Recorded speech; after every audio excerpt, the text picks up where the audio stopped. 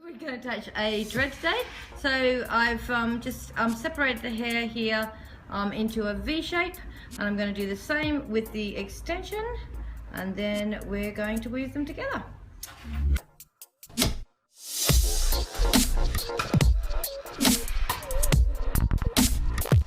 So I've just separated the two, we've just got the two happening together, and in we go. Here we just made an anchor, so go down here and do the same thing, make a little anchor.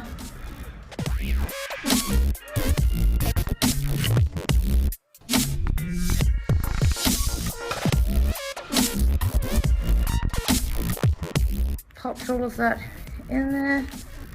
We now have got a really tight hold, and now I'm just going to go along and just tidy up.